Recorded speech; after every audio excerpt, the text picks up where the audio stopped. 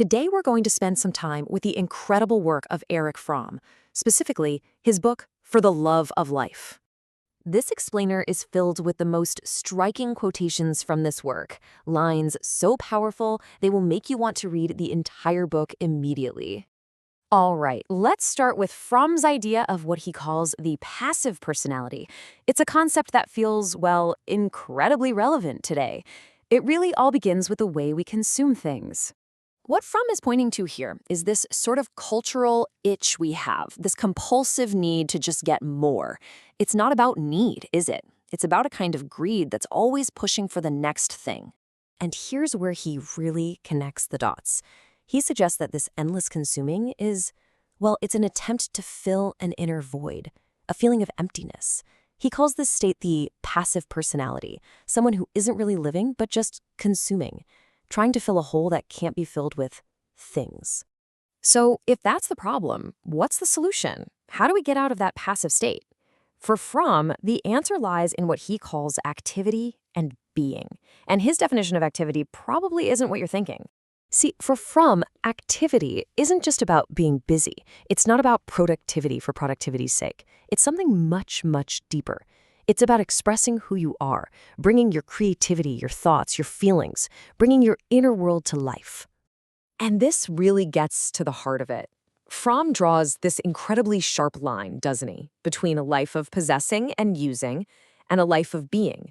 He says if we just focus on acquiring things, we lose ourselves. We become a thing. But if we focus on being, on true self-expression, that's when we're fully alive. And that's the payoff. This kind of real activity, this process of cultivating who we are, that is where real joy comes from. It's a happiness that you can't buy, you can't consume, you have to create it. This whole idea of being over having flows so naturally into another one of Fromm's big ideas, his concept of love. Specifically, love without a purpose. What he's saying here is that genuine love isn't a transaction. It's not something you give to get something back. It has to be about the act of loving itself. If your love is totally dependent on getting a specific reaction, it's not really love. It's a kind of bargain that often just leads to pain.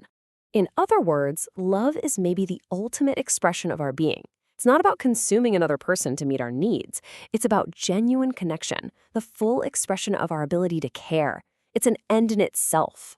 But Fromm doesn't just stay in the light. He believes that to really understand what it means to love life, you have to look its opposite right in the face. And he called this the attraction to death.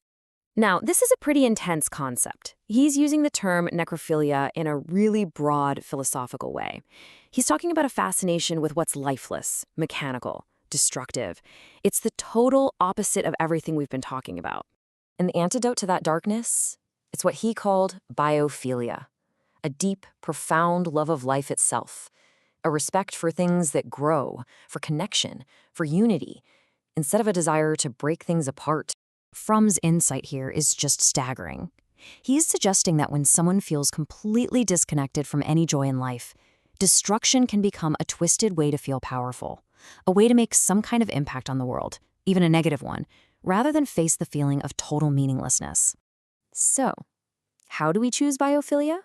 How do we actively cultivate this love for life?